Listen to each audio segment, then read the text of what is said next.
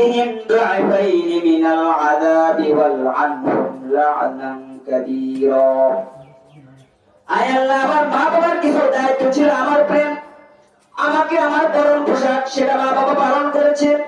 আমার ঘর বাড়ির প্রয়োজন ছিল আমার মা বাবা সেটা দিয়েছে আমার জায়গা জমির প্রয়োজন ছিল আমার মা বাবা দিয়েছে আমার বিয়ের প্রয়োজন ছিল আমার মা বাবা বিয়ে করেছে সকল দায়িত্ব দুনিয়ায় পালন করেছে কিন্তু আল্লাহ কোরআনের শিক্ষা আমার মা বাবা আমাকে দেয় নাই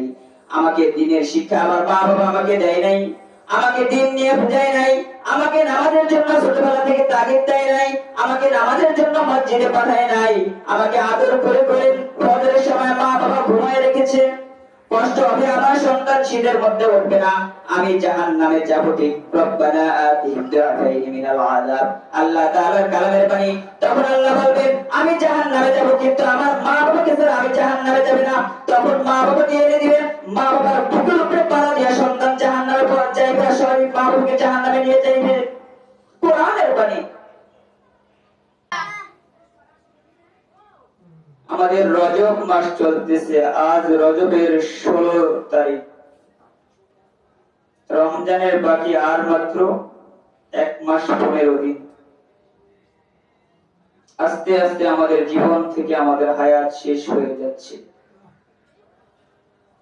আর 1.5 মাস পরে রমজান আসবে গত রমজানে আমরা ছিলাম এই রমজানে আমাদের মাঝে অনেকেই নাই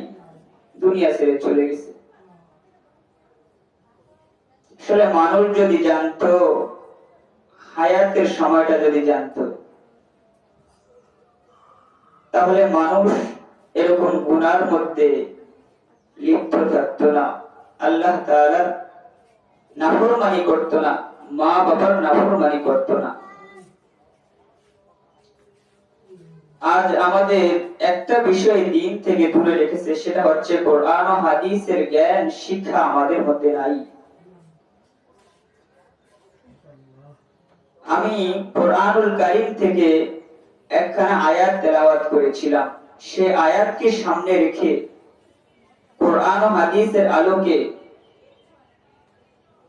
আল্লাহ তাআলা যতটুকু আমাকে তৌফিক দিবেন সে অনুযায়ী কিছু আলোচনা করবার কিছু নসিহত করবার চেষ্টা করব ইনশাআল্লাহ কোরআনুল কারীমে আমি একখানা আয়াত তেলাওয়াত করেছিলাম তার আগে একটা বিষয় বলে যাচ্ছি সেটা হচ্ছে প্রত্যেকটা মানুষের প্রতি 2টা হক আছে সে 2টা হক হলো